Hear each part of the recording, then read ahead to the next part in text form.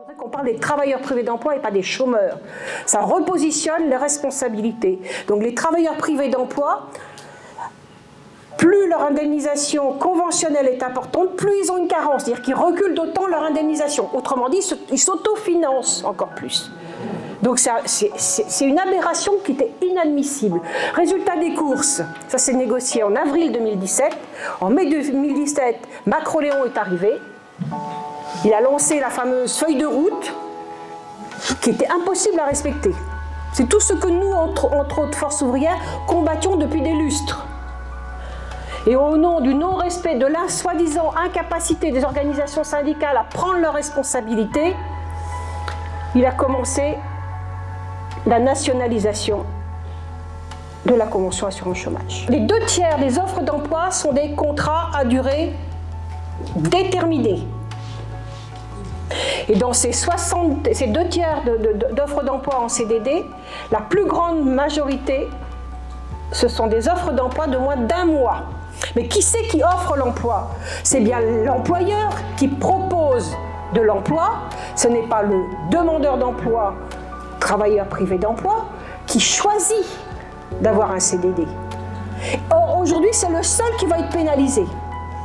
Et moi, je pense qu'on doit, au même titre qu'on doit se mobiliser contre la réforme des retraites, qu'on doit se mobiliser contre ce qui nous pend au nez dans la Sécu, on doit se mobiliser contre ce qui se passe aujourd'hui dans l'assurance chômage. Force ouvrière soutiendrait la candidature de Pénicaud. Enfin, je rappelle quand même qui est Pénicaud. Ouais, on sait.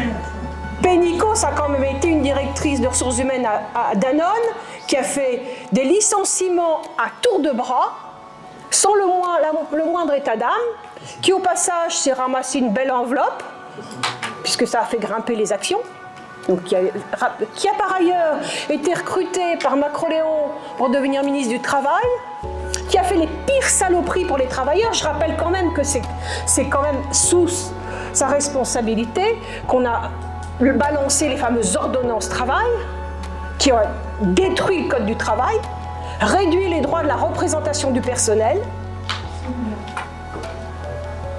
lier les mains des organisations syndicales, diminuer les droits des délégués syndicaux, les moyens de la délégation syndicale partout. Et c'est cette personne dont on pourrait éventuellement, mais j'attends la réponse de la position, parce que là, moi j'ai lu dans la presse, mais je préférerais avoir la réponse directement par notre organisation syndicale. On ne peut pas soutenir la candidature de cette personne à l'OIT comme directrice générale de l'OIT, dont le but est de superviser le droit du travail, les droits des travailleurs dans le monde. Enfin, il faut être cohérent. Concernant la camarade qui interpelle sur la question de Madame Pénicaud à l'OIT, mes camarades, moi j'ai pas entendu parler de ça au bureau confédéral. Il y a eu une conférence de presse lundi dernier, et simplement Yves Verrier a répondu qu'il ne connaissait pas les autres candidats.